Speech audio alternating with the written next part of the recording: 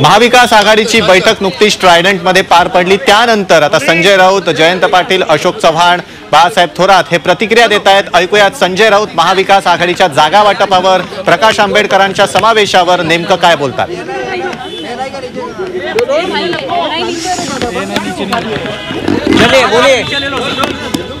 चला बोला।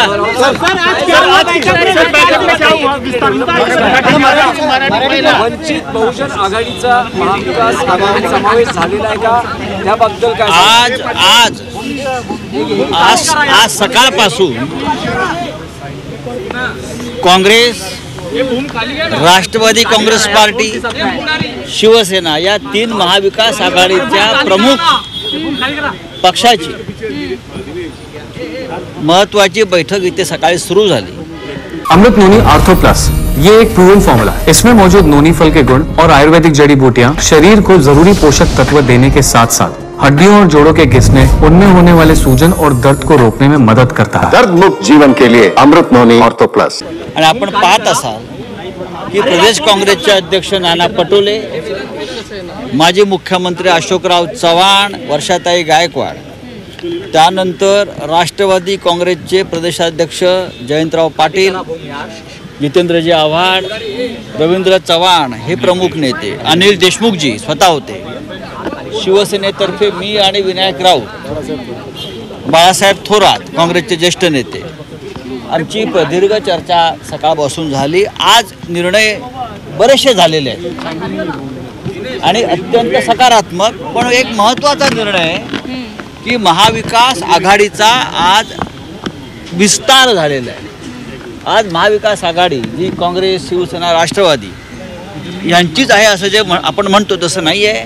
आज आमच्या महाविकास आघाडीमध्ये CPI, CPIM, शेतकरी कामगार पक्ष, आप, जनता दल युनायटेड आणि मुख्य म्हणजे वंचित बहुजन आघाडी, ॲडव्होकेट प्रकाश आंबेडकर यांच्या नेतृत्वाखाली समाजवादी पार्टी, वंचित बहुजन आघाडी या सगळ्यांचा समावेश महाविकास आघाडीत आम्ही केलेला आहे, त्यांना समाविष्ट केलेला आहे।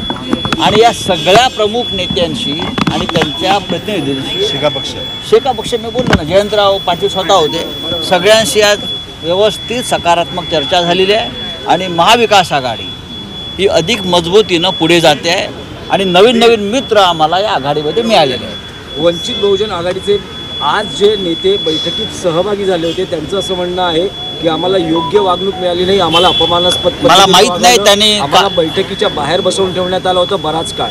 नाही, अजिबात नाही। मला असं वाटतं काहीतरी हा गैरसमज आपल्यापर्यंत पोचलेला आहे। वंचित आघाडीचे 3 प्रमुख नेते माननीय प्रकाश आंबेडकर यांनी या बैठकीसाठी पाठवले होते आणि ते आजच्या बैठकीमध्ये जेव्हा ते इथे आले हॉटेलमध्ये बैठकीच्या ठिकाणी, तेव्हापासून ते आमच्याबरोबरच चर्चेला बसले होते। त्यांनी आमच्या सगळ्यांबरोबर जेवण केलेलं आहे दुपारचं, म्हणजे व्यवस्थित बसले, वाटलंच आपण पाहू शकता आणि चांगल्या प्रकारे चर्चा झाली। त्यांना जे पत्र हवं होतं महाविकास आघाडी समाविष्ट करण्यासंदर्भात तेही आम्ही आज त्यांना दिलेलं आहे आणि 2 तारखेच्या बैठकीला स्वतः माननीय बाळासाहेब आंबेडकर उपस्थित राहणार आहे। ती कुठे होणार बैठक?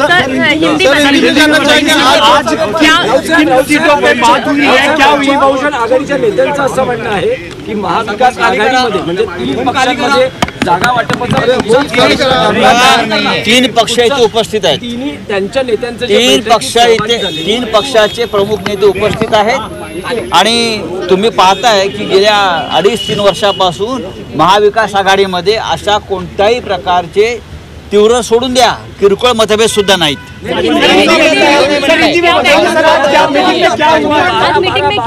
आज महाविकास आघाड़ी की एक बैठक हुई, संपन्न हुई, आप देख रहे हैं। आज के बैठक में हमने महाविकास आघाड़ी में CPI, CPIM, आप, समाजवादी पार्टी और वंचित बहुजन आघाड़ी को भी महाविकास आघाड़ी में हमने आज शामिल किया है। ये बहुत बड़ी बात है।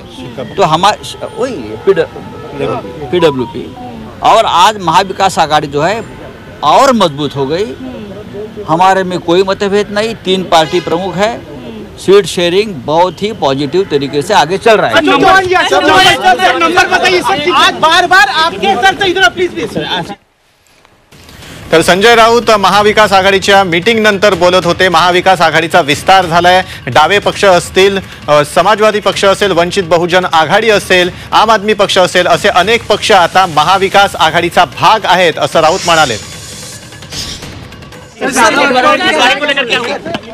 रवि महाविकास आघाडीमध्ये कोणतेही मतभेद नाहीत आणि वंचितच्या नेत्यांना बसवून ठेवण्यात आलेलं नाही।